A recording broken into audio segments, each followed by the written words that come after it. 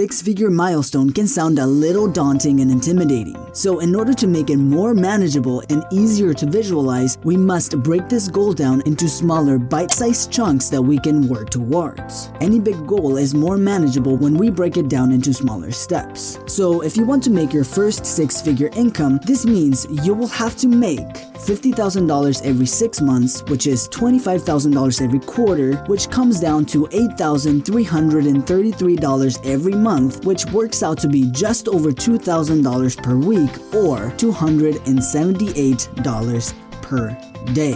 By breaking down this seemingly big goal into smaller steps, it becomes less intimidating and much easier to manage. Instead of thinking, I gotta make $100,000, which might sound a little hard and intimidating, all you have to think about is, how do I make $278 today? It becomes less intimidating and much easier to manage. If you hit your daily income goal, you hit your monthly income goal, which hits your six-figure yearly goal. Now there are a couple of vehicles that can take you there. You got the slow lane and you got the fast lane. Most people are trying to build their six-figure income in the slow lane by using the time money method. This is where people directly exchange their time for a fixed amount of money, like in a job. Now, most people working on an hourly job typically get paid between $15 to $30 an hour, which works out to be anywhere from $30,000 to $60,000 per year. Not quite the $100,000 we're looking for. The formula to hit your income goal in this category is hourly rate times hours worked for the year equals our yearly income goal. So let's say that our friend Tom here has a yearly income goal of $100,000 and his pay is fixed at $30 per hour. This means that Tom will have to increase his hours worked in order to reach his goal. Tom will have to work 64 hours per week every week without taking any unpaid vacation in order to make $100,000 per year, not adjusting for overtime pay. So let's say that Tom does not want to work 64 hours per week. He wants to work the normal 40-hour work week, which means we have to find out how much he would need to get paid per hour to make his six-figure income. A year has 52 weeks. With a 40-hour work week, Tom works 2,080 hours per year if he takes no unpaid vacation. This means that in order to make $100,000 per year, Tom will have to be making $48 per hour, which is much higher than the average hourly rate in the US, which is around $26 per hour. In order to get this hourly rate, most people will go to school and spend tens of thousands of dollars to get a technical career that is able to provide with this hourly rate. And this is working a full-time job, meaning Tom will be making a six-figure income but doesn't have very much time to enjoy it.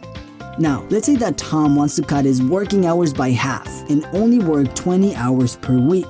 This means that in order to make $100,000 per year and still have time to enjoy himself, he will need to be making around $96 per hour, which still does not include any unpaid vacation. Now, it could be pretty difficult to find a job that pays $50 an hour, much less $100 an hour.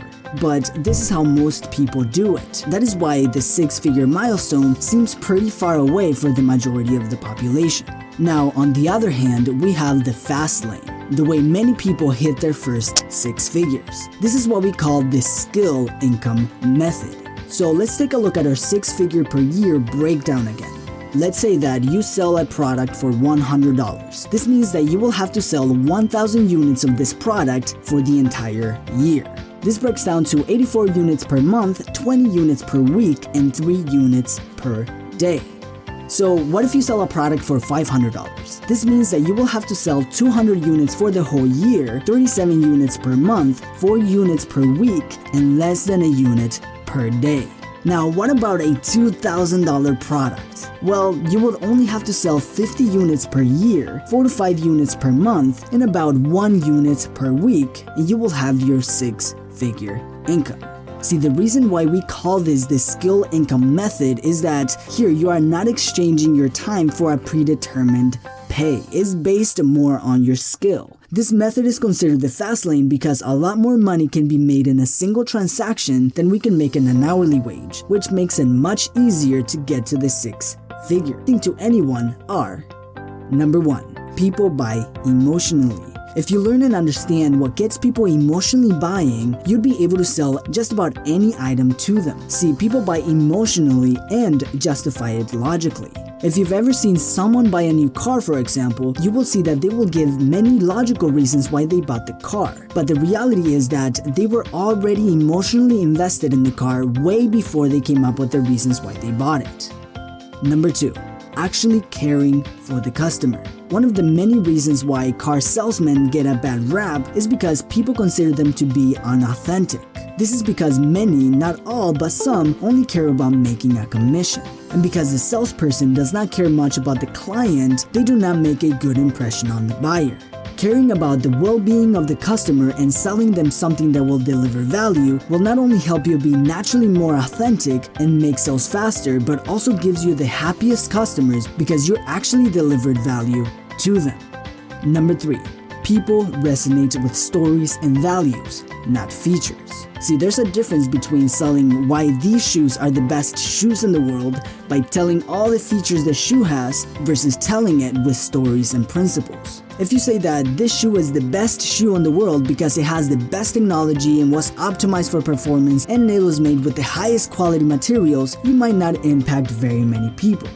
But if you make these shoes represent something that your audience cares about, you will get the attention of the people you want to impact. A really good example of this was Gary Vee when he was promoting his Clouds and Dirt shoes. He never spoke about the features of the shoe. He only talked about what the shoes meant for him, the vision in the clouds and the grind in the dirt. See, stories, values, and principles bypass our logical brain and create a better emotional trigger than features and facts. Number 4. People buy solutions. One of the best ways to sell something is by understanding people's pains and problems. This allows us to provide solutions to their problems, making it easier not just to make a sale, but to deliver value to your customers. Number 5. Authority. Let's say that you want to become a famous rapper. So a random guy in the street comes up to you and tells you, do these 5 exercises every day and you will become an amazing rapper. Chances are you're not going to do it. But what if Jay-Z comes up to you and tells you, do these 5 exercises every day and you'll become a great rapper? Now you'll be more likely to do it. The information did not change, but the people who gave it to you did. The reason why we might listen to Jay-Z over the random guy in the street is that one has authority and the other doesn't. So being able to create authority with your customers can make a transaction much smoother. Now,